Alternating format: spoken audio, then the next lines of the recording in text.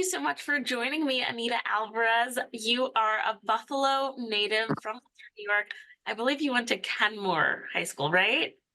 Yes, I went to Kenmore West High School, and then left my junior year of high school actually to move out to California to train with the national team full time.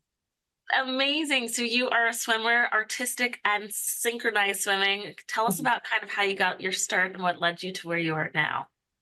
Yeah, so my mom did the sport growing up, and then became a coach out of college, and has been coaching up until last year. I think actually she finally kind of stepped back from head coach of the club team that she started swimming for, and I also started swimming for. And yeah, so I've just been around the sport, my whole life. Grew up on the pool deck with her, watching her coach and traveling with her to competitions, and then naturally just kind of fell into it. And, I always tell people like I did a lot of other sports growing up too. I got to kind of experiment in different things and ended up once it came time to, cut down and focus on fewer things, fewer activities. I chose to stick with this one, and here I am today. So it's cool that I kind of grew up in the family doing it, and yeah, it's kind of a family thing too, which is awesome. That is amazing because you are going to be heading to the 2024 Paris Olympics. Tell us all about it. It's so exciting. Yeah, so my team just got back about a week ago from our World Championships and our last chance Olympic qualifier. And it was a crazy season. We had two World Championships in like the span of a couple months, which never happens. We had a Pan American Games, and Pan American Games was our first chance to qualify. We had to secure the continental spot, so we were hoping to get gold there and earn our tickets to Paris, but we came just short and got second, which then kind of caused us to come back and reset and go for the next chance, which was World Championships. So we ended up needing to get one of the five final spots to qualify for the team event. This is, and we ended up first of the five. So Oh my it was goodness. pretty awesome and a very exciting competition. It was the combination of the three events that they added up the total. So we didn't know until the final day if we really qualified or not. So that final day when we got our scores and we saw we had full credit for all the elements that we performed and knew that we were pretty much safe in one of those five spots. There are some pictures up of us celebrating, and it's everyone has different, everyone's just thrilled. And there's videos of us like jumping around backstage after we got our scores. And it was kind of a long time coming with this team, back in 2020 before COVID or before Tokyo.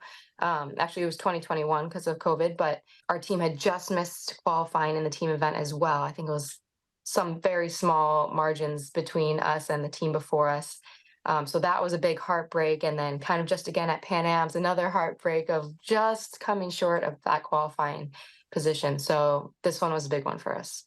That is incredible and such a testament of when you get that close, you just got to push yourself to keep going, right?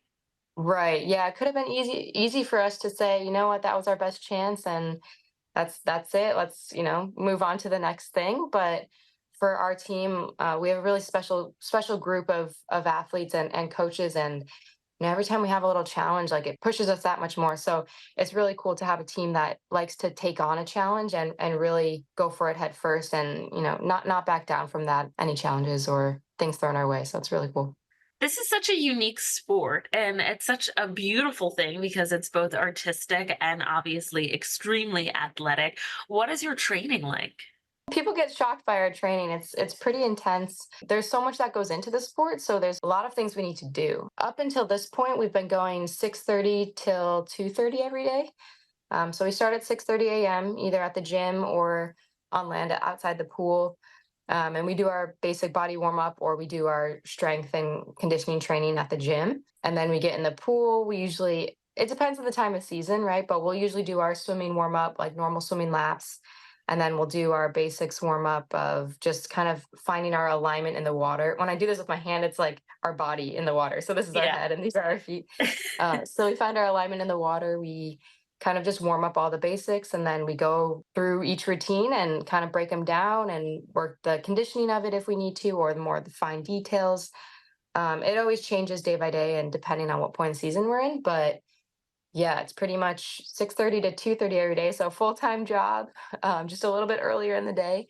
um, And yeah, we do strength and conditioning, CrossFit type training. We do a lot of breath work. We do gymnastics and acrobatic training. We do regular speed training or swimming training for speed and endurance. And then, of course, our specific artistic swimming training as well. Oh my goodness. You are absolutely incredible. We are so proud of a Western New Yorker that's going to be representing us in the 2024 Paris Olympics. So, congratulations to you and good luck. I'm sure you and your team just have that like oomph in you to take it all the way. But regardless, we're just proud of you being there. Oh, thank you so much. And, it's so cool coming from Buffalo and just having the support of everyone there. And when I go back home and visit, it's always a great time. So thank you.